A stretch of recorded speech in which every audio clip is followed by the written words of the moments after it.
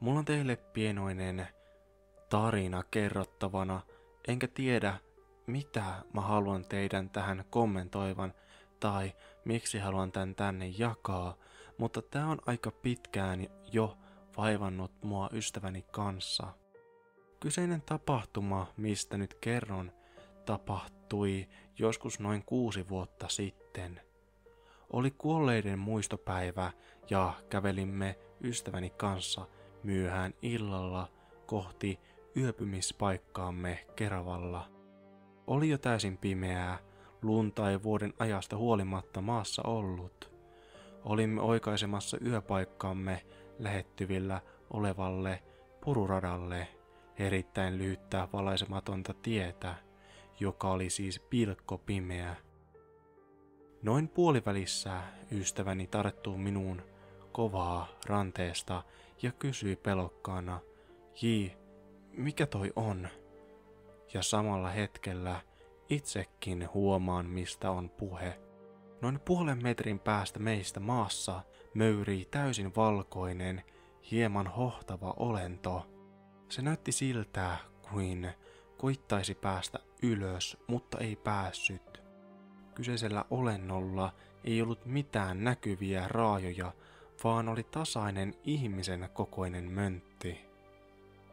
Myöskään lehtien kahinaa ei kuulunut, vaikka maa oli täynnä kuivuneita lehtiä silloin. Ystäväni luuli ensin näkevänsä harhoja, ja itse huomasin sen vasta siinä vaiheessa, kun hän kysyi, mikä siinä on. Juostiin säikähtäneinä pakoon, ja hetken kuluttua palattiin ystäväni mummon kanssa katsomaan. Olentoa ei näkynyt missään, ja silloin huomasimme, että kohta, missä se oli ollut, niin pururadan valot valaisivat siihen selvästi. Eli pururadan valot eivät olleet päällä silloin aikaisemmin siitä mennessämme. Eräänä kommenttina tekstiin oli laitettu, oisko siinä jotain tapahtunut ja se energia siinä teille näyttäytyi? Väkivaltaista vai sairas kohtaus? Tuli mieleen teidän ahdistuneesta olosta ja toki voi ahdistua äkkiseltään, vaikka näkisi jotain kaunistakin. Mutta niistä tulee yleensä rauhallinen fiilis. Sit kuitenkin lopuksi ja siitä muistelis eri tavalla. Mutta tuo nyt tuli mieleen noin. Tähän J oli vielä vastannut. Niin kauan me ollaan mietitty ja monesti käynyt mielessä sekin, että saattoiko se sittenkin olla vaan joku känniläinen, vaikka tiedän kyllä, ettei se ihminen ollut. Siitä paikasta noin 100 metrin päässä on baari ja siksi känniläisenkin mahdollisuutta mietitty.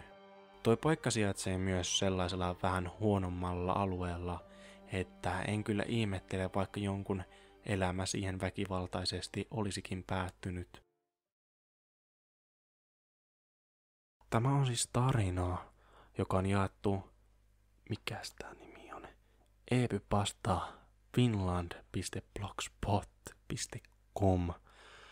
Tää on siis jonkun ihmisen väittämä tarina tai silleen, että sillä on kokenut tämmösen.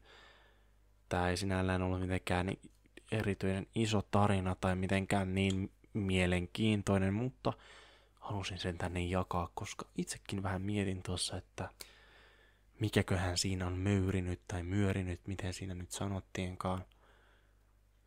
Mikäli ehkä se oli vaan se juoppo Pekka sieltä lähimmästä baarista menossa Sillannalle nukkumaan. Joo, mutta kello on nyt 10:14 ja minä taidan tästä lähteä koisimaan. Anteeksi muuten, jos toi S tulee aika kovasti tuolla. Mä en tiedä miksi mun ääni kuuluu nyt tästä jostain syystä tosi kovasti.